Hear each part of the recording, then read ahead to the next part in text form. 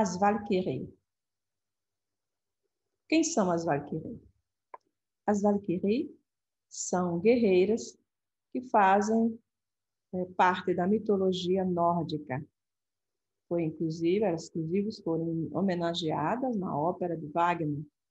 Essas mulheres que recuperavam e que salvavam heróis de guerra para levar até Odin, o mestre das guerreiras, e esses guerreiros heróis, eles depois conseguiriam a vida eterna. Então, essas guerreiras que a gente pode chamar de anjo, pode chamar de protetoras, pode chamar de o que quiser, elas são mulheres muito fortes, mulheres muito poderosas.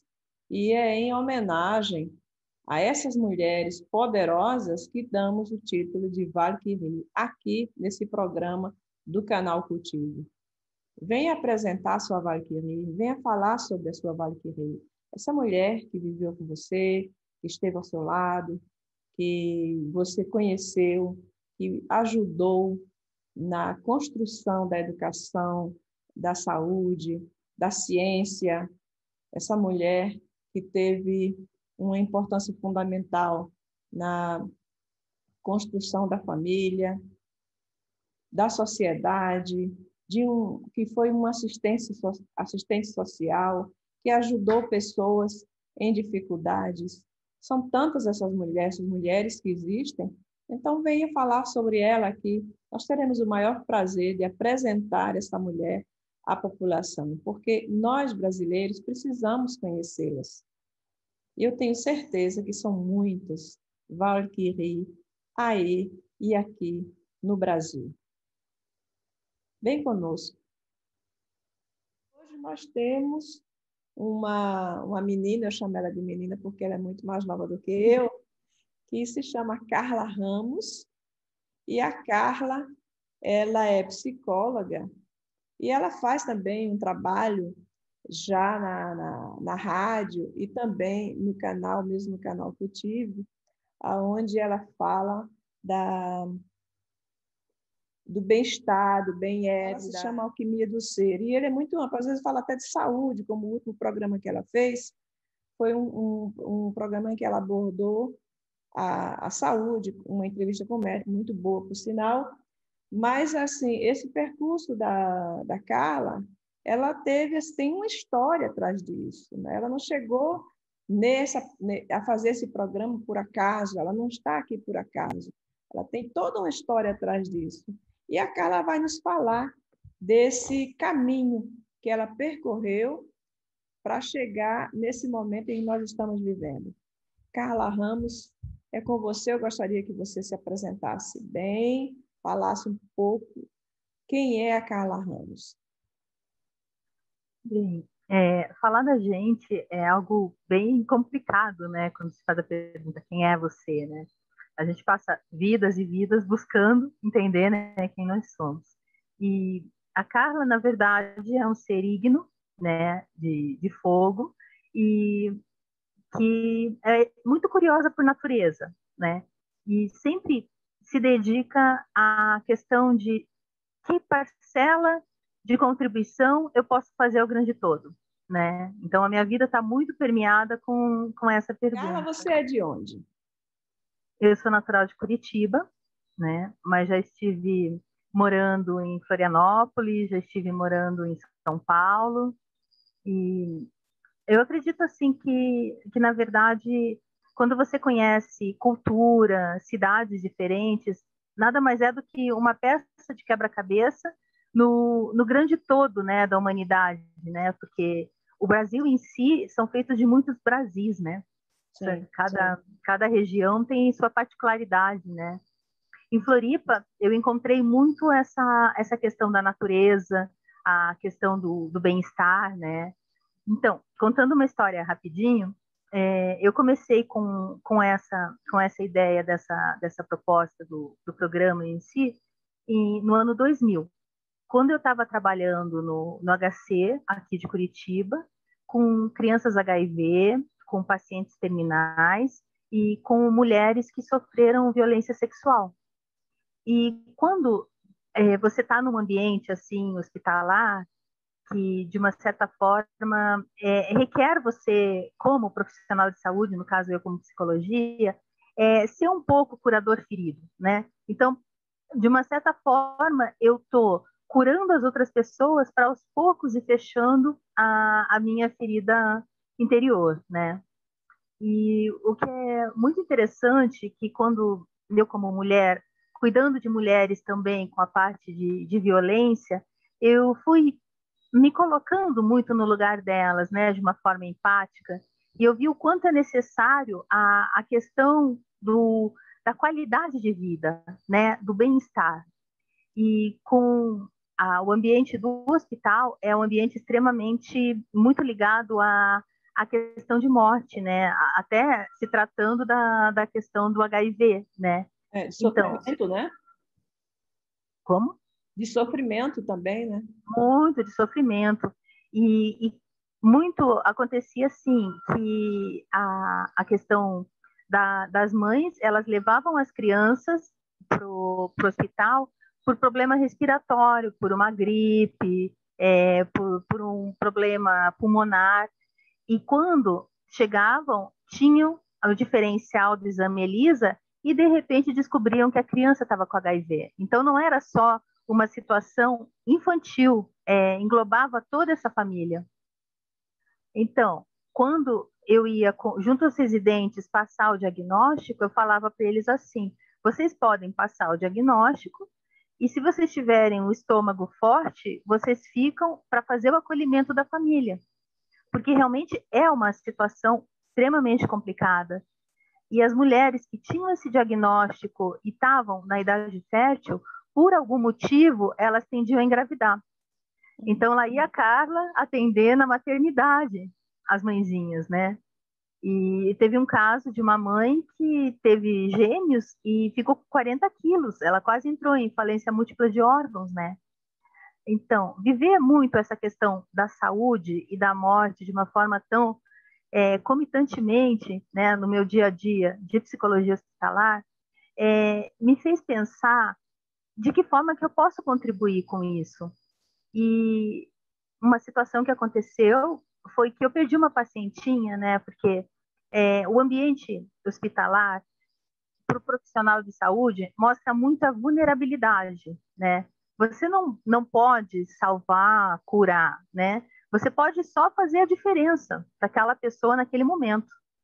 E essa minha pacientinha, ela veio a falecer e eu fiquei extremamente chateada porque foi assim, foi um dia para o outro dia, assim, sabe? Porque você atendia um dia, no dia seguinte você ia no mesmo leito, o paciente podia não estar naquele leito, né? Daí tem que lidar também com a questão da perda, né? Uhum. Isso E deve ser quando pesado para o profissional, né? Sim, muito pesado. Então, por isso que eu acredito que o próprio profissional ele deve também ter alguma questão de terapia para ele poder lidar com essas questões, né? Porque quando eu comecei a trabalhar lá, os residentes eles estavam desistindo, entrando em depressão, porque é uma situação complicada, né? E eles não tinham esse respaldo da psicologia, né? E daí depois eu fiz grupos de estudos com eles, né? Depois a parte também de grupo terapêutico com eles, né?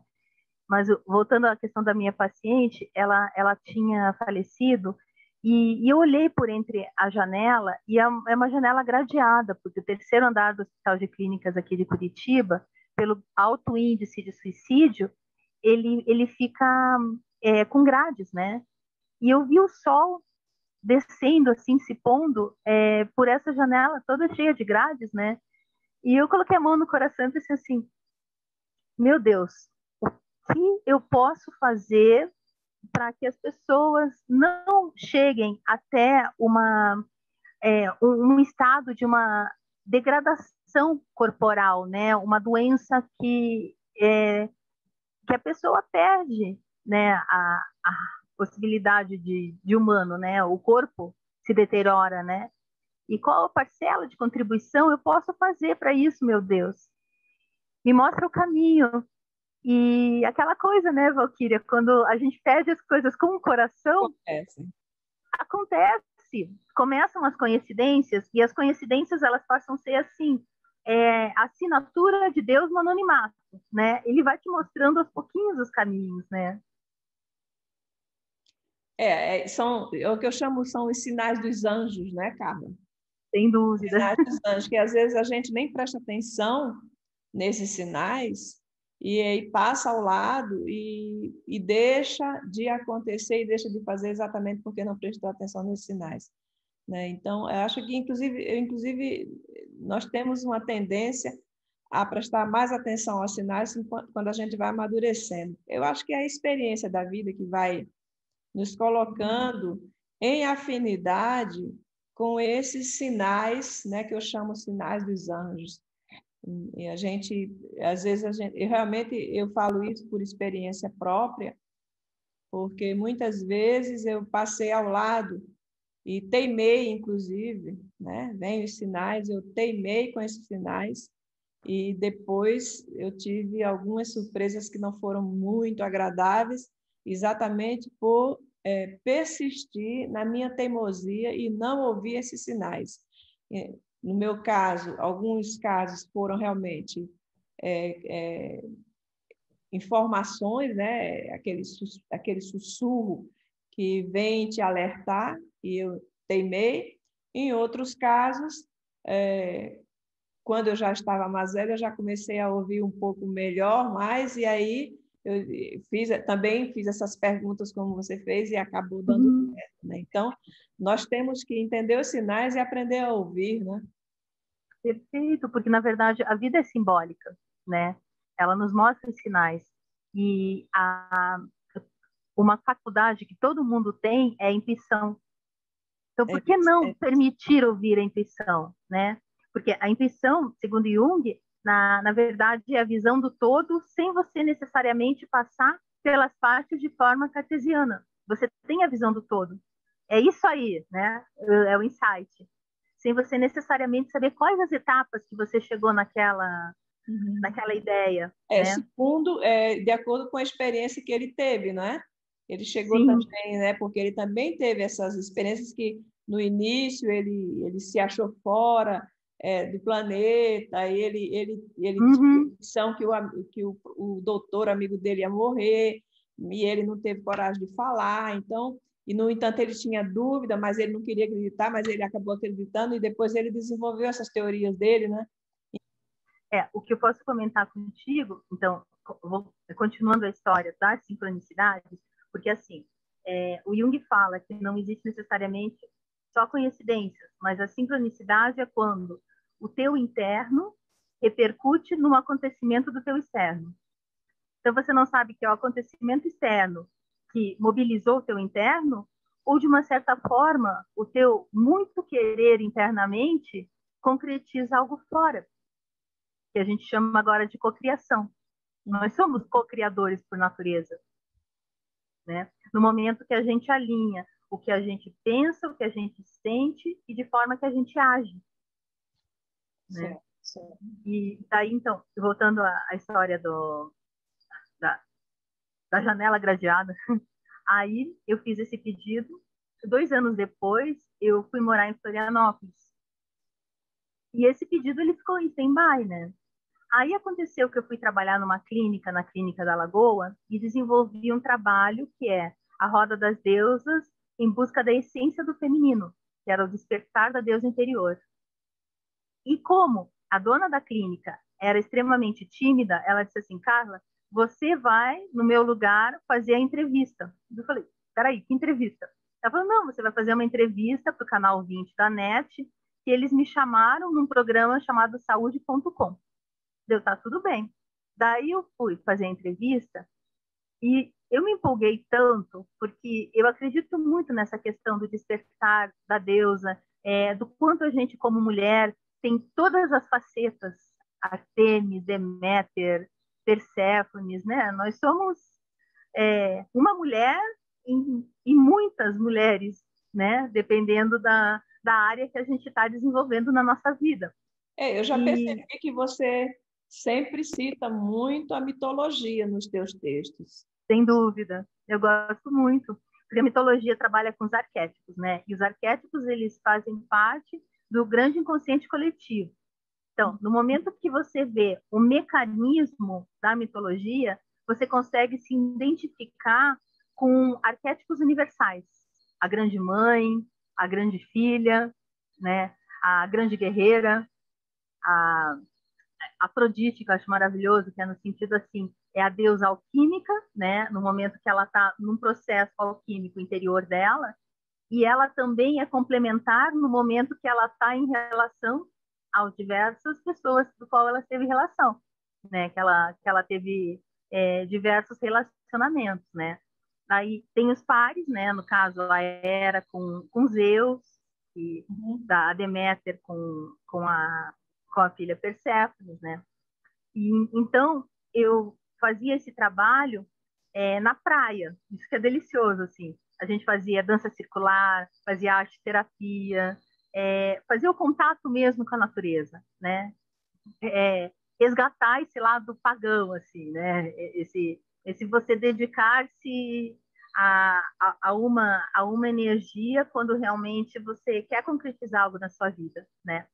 E eu fui fazer essa entrevista e falei como eu estou falando para você aqui, Valquíria, totalmente empolgada, né, com o assunto. E deu exatamente uma semana, me ligaram. Olha, gostaria de falar com a Carla Ramos, aqui é do Canal 20. Eu falei, certo. Vocês gostaram da entrevista? Vocês querem que eu dê entrevista de novo, né? Um outro assunto, não sei o quê. Eles, não, a gente quer fazer um convite para você. Eu digo, qual?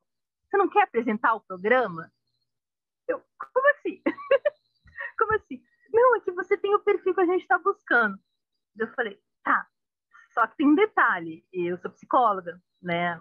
Parte da comunicação, não conheço ainda nada. Daí, o que acontece? Como eu não gosto de ser charlatana, eu comecei a voltar novamente para a parte acadêmica para fazer algumas matérias de jornalismo para aprender a questão de vídeo, aprender a questão de pauta, né? E fazendo jornalismo, saiu uma pós-graduação em marketing e propaganda, que eu fiz essa pós-graduação no sentido de saber como vender o meu produto. Uhum. Né? Porque muitas vezes a gente tem ideias mirabolantes que pode auxiliar tudo, mas a gente não sabe como explicar isso para as pessoas. Então, o marketing e propaganda auxilia isso, auxilia você conseguir fazer a interface do simbólico com o real. Certo. E despertar, né, o sonho de consumo nas pessoas, né, em relação ao produto, né? E eu sempre tive a ideia assim que a psicologia em si, ela tinha que fazer que nem o Pink Floyd, assim, quebrar as paredes e ir para o social. E de que forma que você pode ir para o social? Através da comunicação. Então eu acolhi, né, esse grande desafio que foi apresentar o programa, e eu montei o projeto como fosse saiu do saúde.com, porque o saúde.com era uma espécie de um balaio, tinha vários profissionais e não tinha necessariamente um direcionamento. E daí, quando surgiu Saúde com Vida, fica assim, Saúde convida a Valquíria para falar sobre, né? Ficou dúbio, convida, vida e saúde, e convida te convidar. Sim. E daí eu comecei a utilizar a questão que estava aparecendo lá em mais ou menos em 2005, 2006, que era as terapias integrativas. Na época, elas tendiam a ser alternativas, era o termo. E depois elas passaram a ser complementares. Então, o saúde.com, o saúde, tornou-se Saúde com Vida, trazendo terapeutas de diversas áreas até o conforto do seu lar. Então, você podia entender o que era terapia Ayurveda, poderia entender o que era iridologia, e essas técnicas sendo uma forma de vitrine para o profissional, né, porque ele também fazia o seu marketing pessoal, e também chegando até as pessoas para elas conhecerem de que forma que elas podem ter a responsabilidade, né? Porque responsabilidade é a habilidade de responder sobre suas coisas. A sua responsabilidade de quanto à manutenção de sua saúde. Então, você é o agente de mudança da sua própria vida. Você é o seu alquimista, né? Daí vem a questão da alquimia do ser, né? Você promove mudanças em você e a partir de você as mudanças repercutem no seu exterior. Então, o seu programa, esse programa que você está fazendo agora, que é o Alquimia do Ser, ele tem esse objetivo de promover a mudança interior da pessoa para que ela resplandeça saúde. É isso? Perfeito. Porque assim, ó, a alquimia do ser, ele nasceu com a demanda agora da pandemia, né? Então, o programa do Saúde com Vida, ele ficou lá em stand-by em 2009. Aí, quando eu tive o convite para a alquimia do ser, né, do Pomone, ele voltou esse meu desejo de auxiliar as pessoas na manutenção de sua própria saúde, mas utilizando esses conhecimentos antigos, o que pode contribuir na pandemia, porque é o nosso momento atual. E no momento que a gente revisita diversas formas que tem da manutenção da nossa saúde, a gente se torna agente de mudança. A gente se torna protagonista da nossa própria história. A gente se torna pegando as rédeas da vida nas nossas mãos. E todo mundo pode fazer isso. Mas aí, no caso, você não está pegando a sua vida em própria mão, você está pegando a vida de outras pessoas, está conduzindo a vida de outras pessoas, o que é muito mais amplo, não é? Sim, a comunicação faz isso, Valquíria. A comunicação é apaixonante. Na verdade, tornar comum algo, né? Então, no momento que você se coloca à disposição de comunicar algo que muitas vezes é de âmbito intuitivo e não necessariamente que você venha reorganizar, né? Você sente a necessidade e vem vindo as coisas para se falar, você se torna apenas uma pecinha nessa engrenagem desse grande mosaico divino, sabe? E como nós somos assim, nós somos poeira de estrelas dentro de invólucros corporais. Você imaginou que coisa linda? Essas estrelas que estão atrás de ti. Aqui, ó. Sim. Nós somos uma delas. Sem dúvida, somos aquela que está brilhando ali bastante. A minha estrela, na frente da minha casa, eu moro na frente do lago e na frente da minha casa tem muita árvore e é muito escuro. Então, eu identifico a minha estrela. Ela não é a mais brilhante, não. Eu acho que ela é uma bem pequenininha que está lá no fundo, mas ela tem assim uma luz eclatante, mas ela é minúscula. Então, eu olho para ela e é como se eu me sentisse dentro daquela estrela. Né? Há milhares e milhares, que eu acho que como ela é longe porque ela é pequena, porque ela está muito, muito longe, né? Então a luz demora a chegar aqui, e quando ela chega minúscula. E aí eu sinto, eu acho que eu vivo naquela estrela. Eu sou de origem daquela estrela. Então, quase toda noite, às 3 horas da manhã, eu passo, dou uma olhadinha, procuro ela no céu, aí vou dormir. A minha estrela está lá brilhando, né? Às vezes ela não está, porque está coberta de nuvem. Mas assim, é uma coisa muito gostosa de olhar as estrelas no céu. Não tem coisa mais linda do que isso, para mim, né? Você olhar à noite, tudo no escuro, aquelas estrelas aí, e a gente saber, e nós sabemos que nós podemos, que nós estamos ali em cima, e que a gente... E eu ainda acredito outra coisa, Carla, eu acho que o brilho é simbólico, mas o brilho de uma estrela é proporcional às nossas boas ações aqui na Terra. É simbólico, mas eu acho que as boas ações, ela refletem essa energia, sabe? Então, assim, eu imagino que você, com esse trabalho que você faz, você deve se sentir muito bem interiormente. Fala um pouquinho, como é que você se sente fazendo esse trabalho, desse programa tão tão bom e tão assim instrutivo, que ajuda tanta gente, que é o Alquimia do Ser, tem em podcast, e tem o Alquimia de Ser, que a Carla também faz em vídeo no canal Cultive. Então, é um trabalho gratuito que ela faz, que é extremamente proveitoso para as pessoas, porque as informações que ela passa são muito boas. Eu acho que vocês têm que ver, procurar acompanhar, né, esse trabalho da Carla. E aí, como é que você se sente assim quando você faz esse trabalho? Ah, eu me sinto gratificado, assim, sabe? Sabe quando você faz, se dedica a qualquer profissão, vamos supor, você se dedica a ser professora e aquele aluninho ali que começou a aprender a ler algo para você ou escreve alguma coisa para você, é gratificante, sabe? Então, eu fico muito feliz. Primeiro, gostaria de agradecer o Pomone, agradecer você também, Valquíria, assim, de coração por essa oportunidade para poder fazer a diferença, né? Porque é aquela história que tem, né? A menininha na praia, né? Ela joga uma estrela que está na areia, uma estrela do mar, para o mar, ela devolve para o mar, né? E daí o adulto, olhando aquele gesto assim, chega para ela e dá é, uma dica, né? Por que você está fazendo isso com uma estrela se a praia é cheia de estrelas, né?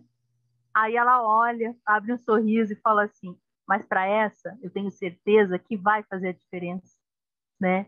Então, quando a gente se propõe a um trabalho assim, altruísta, um trabalho no sentido de.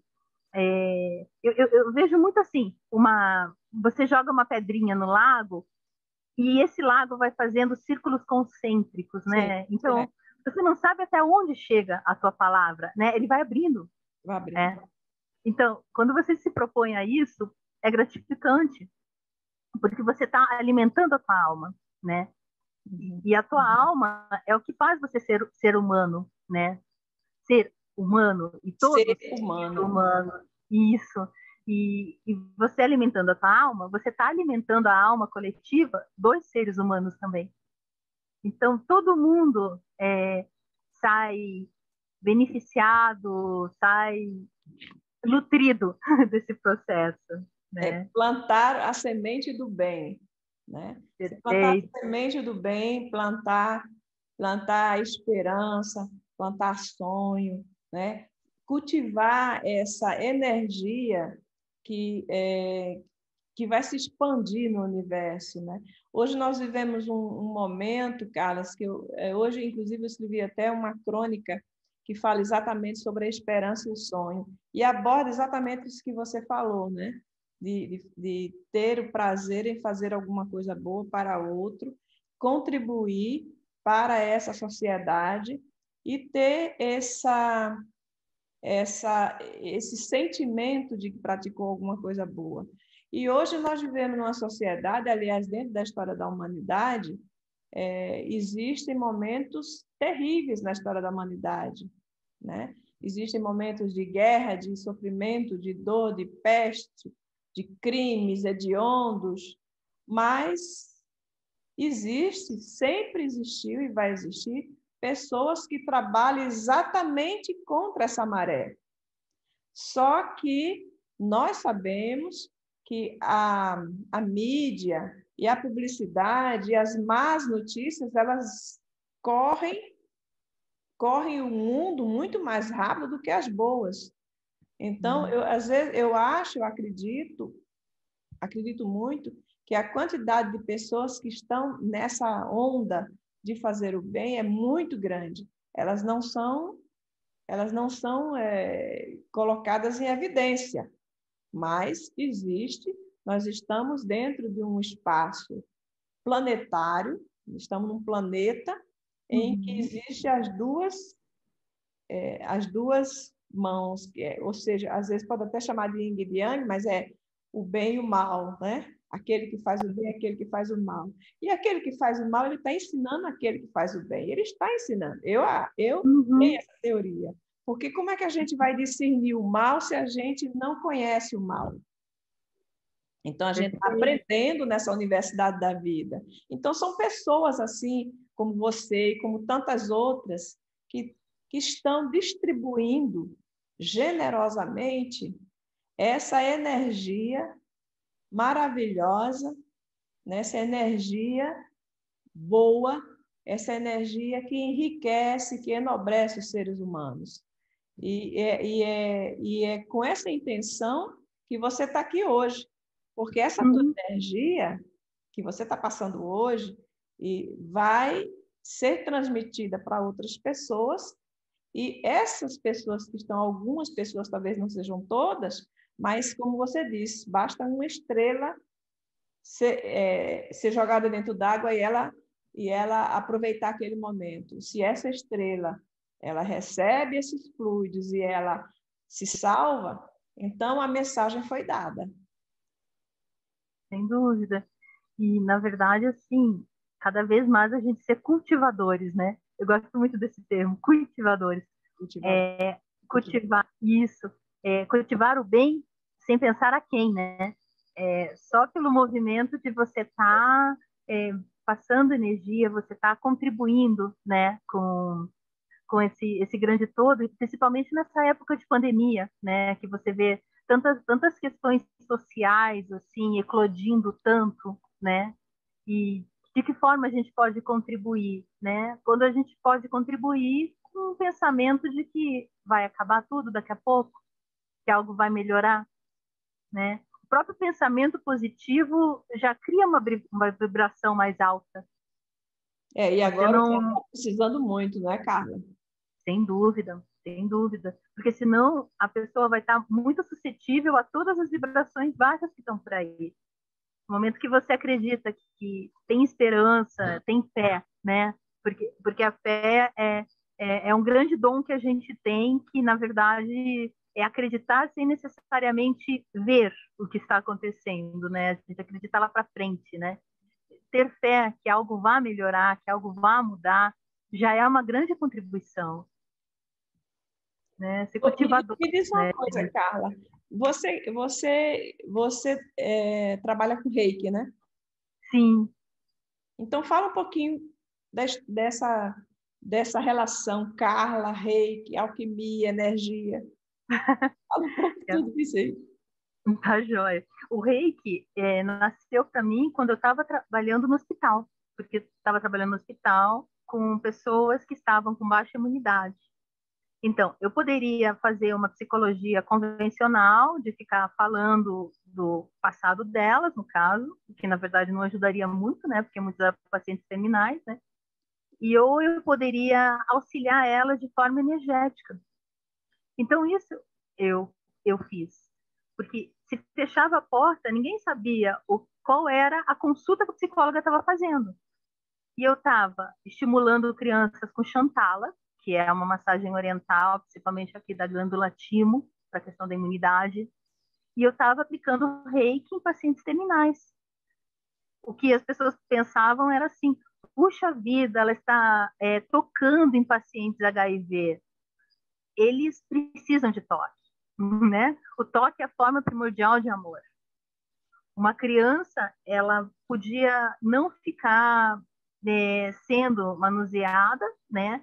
Mas ela poderia ser tocada no sentido de sentir que alguém se preocupa com ela, né? E o próprio toque não é algo contagioso, né? Falando geral, seria algo que seria de uma certa forma perigoso para mim, caso eu tirasse sangue da criança ou tivesse com alguma escoriação no meu dedo, né? E não era o caso. Eu estava lá disponível para auxiliar aquela criança naquele momento, né? E foi muito bonito porque com a introdução do reiki começou a dar muito mais resultados quanto à aderência da medicação. Interessante. Então isso foi muito, muito bonito, assim. Porque o reiki, ele vem também na questão de cicatrizar, né? Então, se tinha uma pessoa que estava com algum ferimento exposto no momento que você faz o reiki não necessariamente você precisa tocar, você trabalha aqui mais com a parte etérea, né? Do corpo, do corpo etéreo, na verdade. Então, tinha resultados mais rápidos de cicatrização, né? E uma ideia que eu tenho, assim, futuramente, é que todo mundo pode ser alquimista contemporâneo, né? A partir do momento que você entrar em contato com essa energia, que é uma energia universal, que é uma energia do amor, e você ter uma iniciação no seu próprio corpo, você sentir essa energia e você passar essa energia pelas suas mãos, você pode fazer mudanças incríveis na sua vida e mudanças incríveis tanto na sua família. Eu vejo muito assim as crianças, ia ser muito bonitinho, né? As crianças nas escolas fazendo com os colegas, né? Ou mesmo as pessoas voluntários do Reiki, né? Porque eu participei de um instituto que se chamava Flor de Lis e que eu era coordenadora dos adolescentes que são os voluntários do Reiki, né? Então era Voluntários do Amor. E a gente ia nos hospitais distribuir reiki, a gente ia nos asilos, a gente ia nas escolas, né? Então, o quanto a gente faz uma corrente do bem nesse movimento energético, né? Será que não vai chegar um momento em que as escolas elas vão começar a trabalhar esse lado mais, como eu posso dizer, metafísico Eu acredito que sim, porque se a gente do pensar ser humano, né? Nas sim, do escolas, ser como humano. você falou agora, ensinar Uhum. a trabalhar a energia, né? Os pontos, os meridianos e tudo mais, mas eu tenho a impressão que ainda existe uma certa resistência de É. algumas pessoas. Uhum. Eu acho que uma resistência a mim mais no nível ocidental, né? Porque no nível ocidental a gente fez uma cisão muito grande do corpo e da alma, né? Do corpo e da mente. Então o trabalho do corpo não correspondia tanto à questão mental, racional, né? E também as crianças mais ligadas ao corpo, elas estariam de uma certa forma é, perdendo o foco da própria escola em si, que é extremamente mental, né? A nossa educação é mental. Eu acredito que para frente a gente tenha que rever isso, porque a gente está numa educação de século bem antigo, né? É, O quanto as gerações estão vindo e contribuindo de uma certa forma, e a gente está num processo ainda de fileira de cadeira, né? Uma coisa extremamente romana, né? Aquela coisa de exército romano, todo mundo enfileirado. Então, o quanto também a gente não pode aprender com essas gerações que estão vindo. Porque as gerações que estão vindo, elas estão trazendo coisas muito lindas, né? Crianças cristais, crianças índico, elas estão trazendo, crianças arco-íris, elas estão trazendo outros dons do ser humano que a gente pode vir a utilizar no nosso dia a dia. elas já estão nascendo com conhecimentos, né? Os conhecimentos que a gente pode chamar até Sim, de perfeito. esotérico, metafísico ou extraterrestre, mas elas já estão nascendo com um conhecimento. Hoje as crianças ela têm a capacidade de uma dialética muito mais avançada do que alguns 50 anos atrás, né? Também nós vivemos numa era em que tem a informática, né? O acesso ao computador, isso tudo também é muito mais dá muito mais abertura. Mas assim, você falou aí dessa questão da energia, né, do corpo. O que eu percebo também, né, é uma observação empírica que muitas doenças hoje elas são causadas pelas frustrações, pelas Sim, principalmente pelas frustrações, né? Então, eu estou vendo que essas frustrações, elas se arraigam, elas entram no corpo, elas avançam dentro do seu corpo e faz você adoecer. A pessoa não tem nem ideia do que está acontecendo. As frustrações, as tristezas, né? A falta de conforto, a falta de trabalho, né? A insegurança social, isso tudo é uma pressão externa no homem, e o homem ele adoece mentalmente exatamente porque ele não consegue resolver esses problemas. Sim, a questão da psicossomatização, né? O povo não gosta dessa palavra, tá? Não gosta. É que a gente usa muito isso no hospital. E às vezes eu também acho que psicossomatizar é você pensar que o corpo fica doente por causa de um problema psíquico, né? Mas é como se não a pessoa não tem a doença, mas essa doença é praticamente de origem psíquica. Porque eu vou te dizer uma coisa.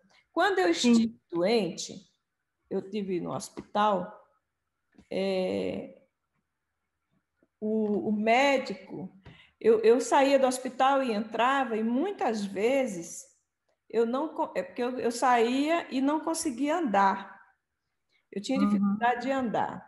Então, toda vez eu saía do hospital, quando eu chegava em casa, ou eu pegava um resfriado, eu pegava um gripe, e aquilo afetava a minha caminhada. E quando eu estive no hospital, aí eu voltava para o hospital e uma vez um neurologista falou para mim que era psicológico. Aí eu falei para ele assim, é psicológico porque não é com você. Psicológico porque não é com você, tá? Uhum. Eu sei o peso que eu sinto nas pernas, a dificuldade, parece que os músculos não obedecem quando eu quero caminhar. Agora, ele disse isso porque ele não tinha a resposta. Uhum. Então, às vezes, também é muito fácil para uma equipe médica, quando ele não tem a resposta, ele joga no psicológico. Sim. Né? Ele diz, não, é psicológico. Ou seja, em outras palavras, você está inventando. Em outras palavras, né?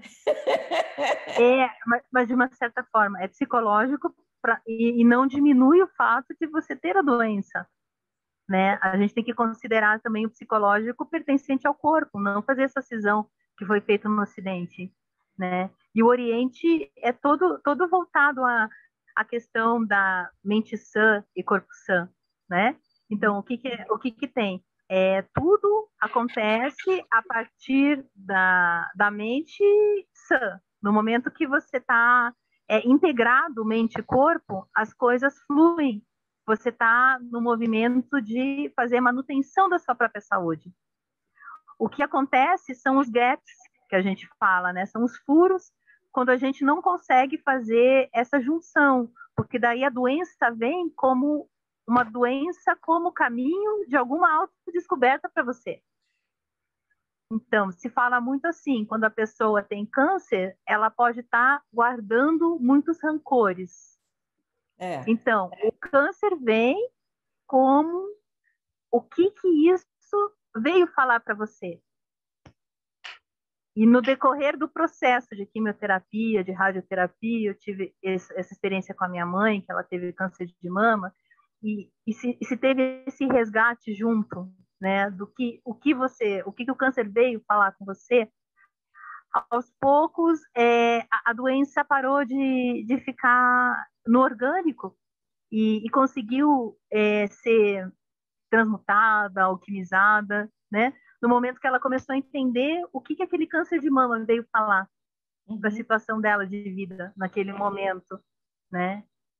Então, eu acredito muito quando a gente tem uma doença orgânica, né, concreta, material, acontecendo, o muito que a gente pode perguntar o que isso quer nos falar, que nos abre uma dimensão do simbólico. E a palavra cura. No momento que você entra em contato com o que aquilo quer te dizer e você consegue verbalizar, você não imagina o quanto isso alivia no teu organismo, né?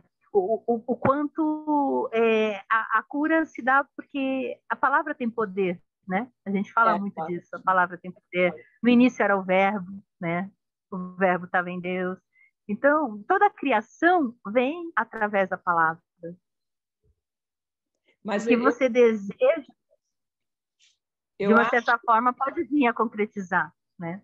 Eu acho que é exatamente por isso que a psicologia, a psicanálise é tão difícil de fazer resultados rápidos, né? de a pessoa encontrar logo digamos, uma cura, porque a mente humana ela ainda não sabe encontrar esse caminho para descobrir e para falar consigo mesma. E aceitar, inclusive, que ela tem alguma coisa que está cutucando essa coisa que cutuca o corpo. Nós temos uma tendência a refutar essa possibilidade, né? Essa possibilidade. E aí o trabalho em cima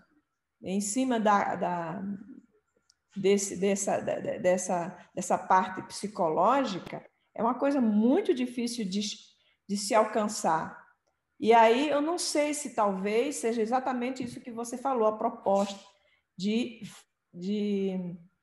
se criar e começar a desenvolver nas escolas esse trabalho que você falou de trabalho da energia, mas aí também tem que trabalhar, a pessoa também tem que começar a trabalhar o seu psicológico, tá? Se autoconhecer. Perfeito, porque na verdade, assim, se a gente fazer uma analogia dos diversos elementos da alquimia, se inicia no chumbo, né? O chumbo é algo extremamente pesado, denso, né? Ignorância tá no chumbo. O quanto a gente pode ir evoluindo a nossa escada para chegar até um ouro, mas um ouro interior, que é a nossa sabedoria interior, a gente se autoconhecer, né? O quanto se pode fazer uma proposta dessas numa escola em relação a RPG com os alunos. Então, no próprio RPG é aquele jogo que as pessoas dramatizam seus próprios papéis. Uhum. E daí nesses jogos, elas podem estar em busca desse ouro filosofal, né? E uma outra estratégia que se pode fazer é oferecer diversas questões da parte de artes mesmo, vários teatros, várias peças, e juntar essas crianças, para essas crianças falarem o que elas sentiram, o quanto elas sentiram que elas podem ter aprendido, né, com essa vivência da arte. Ou também propor diversos estilos de voluntariado, né? Então, cada criança escolher ser voluntário em alguma questão dentro da comunidade dela, e daí depois teria um grande momento alquimia, né? Que seria conversar com essas crianças e ver o que elas podem trazer de experiência delas para contribuir ao todo, né? Da escola. Isso seriam estratégias interessantes que eu tentei até colocar no Colégio Opet aqui de Curitiba, mas estava muito à frente do tempo, entende? Foi um ano antes do Harry Potter, para você ter uma ideia. Uhum. Então... Você propõe criar uma casa de sorcière, de bruxa. Todo mundo ia sair alquimista, né? Ai, meu Deus, realmente nós temos muito que andar ainda na vida, viu, Carla? Nós temos muita estrada ainda, né? Nós estamos ainda no começo assim, da nossa estrada, abrir esta cabeça e deixar essas estrelas entrarem para que a gente possa Verdade. Né, participar. Iluminar. Iluminar, exato. Uma constelação familiar, uma constelação universal, tudo, né? Pois é, Carla, nós estamos já chegando no final, porque passa muito Ai, ligeiro que quando a conversa é pena! boa, né? Quando a Muito bom. conversa é boa. Mas a gente, é bom porque a gente deixa assim, essa vontade no ar, né? De fazer mais. Sim. Mas assim, eu vou deixar você à vontade para você falar mais sobre o teu trabalho. E aí, depois, porque você parou falando, quando você entrou na comunicação. Então, você termina agora para depois dar o seu boa noite. E a gente, né, fecha hoje com chave de ouro. Olha, antes de tudo, eu queria agradecer assim, de coração de estar aqui, Valquíria. O convite, a confiança que você teve em me colocar também na equipe, né? Ser uma cultivadora, né?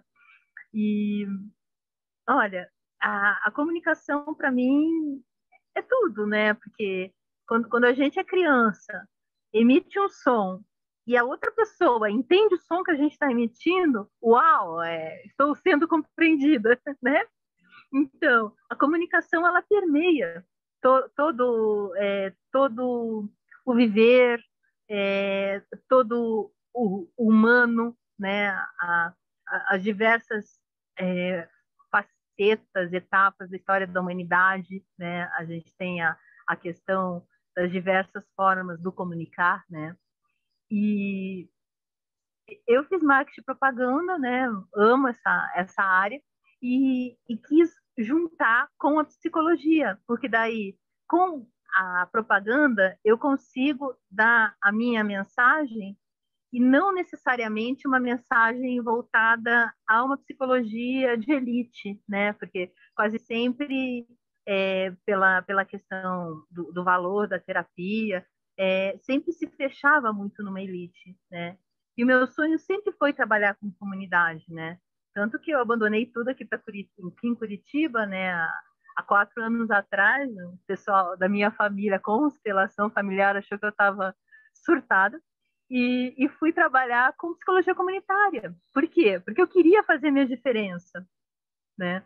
O que era um grande sonho para mim se tornou um grande desafio, porque a partir do momento que você quer contribuir, essa tua contribuição tem outros poréns, assim, pela questão mesmo da sociedade em si, né? Você começa a sentir que você pode fazer diferença para aquela pessoa, mas você não pode salvar o mundo, Uhum. né? Isso é uma coisa até que eu aprendi lá no HC, quando eu tive que lidar com uma doença que não tem cura. Então, eu até escrevi o olhar de Kiron frente à realidade da AIDS. É como que Kiron, o grande curador ferido, viesse para frente, vamos supor, no ano 2000, nessa na mitologia vieram no ano 2000, e desse de frente com uma doença que ele não poderia curar, né? O quanto a gente se sente vulnerável, o quanto a gente se sente pequenininho, né? E essa vivência que a gente está tendo na pandemia agora, o quanto a gente está se sentindo até sem possibilidade de muitas coisas que você queira fazer para ajudar as outras pessoas, né? É. Mas aquela ideia, faça a diferença. Se você fazer a diferença para uma pessoa, você já está contribuindo para esse grande todo, né? E é isso que eu me proponho na Alquimia do Ser, fazer a diferença. E com certeza está fazendo, né? E vai Obrigada. fazer. A gente não, é como você diz, né? A gente não precisa atingir muitos, mas atingir alguns e que esse pouco consiga captar a mensagem, aproveite essa mensagem e se sinta ajudado, né? Então, aí nesse momento, você conseguiu realizar o seu objetivo, que é fazer essa alquimia com algumas pessoas que estão se sentindo melhor com a tua palavra, com o teu ensinamento, com o que você está transmitindo. Mas foi muito bom conversar com você, né? É sempre um prazer, porque você é essa pessoa assim tão doce, tão gentil, que passa tanta coisa boa, né? E a gente Obrigada. está precisando, né, Carla? Nós estamos precisando, o momento não é fácil para todos, nós estamos precisando de palavra de incentivo, nós estamos precisando aprender outras práticas, a ver outros ensinamentos, né, para poder colocar em prática conosco mesmo e, de repente, a gente se melhorar também. Então, eu me sinto realmente muito grata por você ter aceitado a nos oferecer este momento, né, passando esse momento aqui conosco. Eu espero que o público aprecie essa nossa conversa. Se você tiver um endereço, um contato seu para que queira passar, fique à vontade também, né? Então, eu deixo aí, se você tiver alguma contato que você queira passar, exatamente para poder, com pessoas que queiram entrar em contato com você, então fique à vontade. Então, nesse período de pandemia, eu estou atendendo online, né, no 41 9586 6024. Aí, caso vocês queiram. É o seu zap, né? Esse é meu zap. Ok. Então, vocês vão prestar atenção aí no telefone, zap da Carla, ela atende online, que é uma maravilha atender online, você está na tua casa, não precisa sair de casa. Eu estou achando tão bom esse negócio de online, Carla, tu nem sabe. É prático demais. E aí a gente pode ter essa assistência, esse contato direto com o profissional e a gente se sente ajudado. Então, muito obrigada, carinho para você, 1000 estrelas na sua vida, e você já é uma constelação e mais outras constelações para você. Agradeço muito, Carla, muito obrigada por tudo e até uma próxima.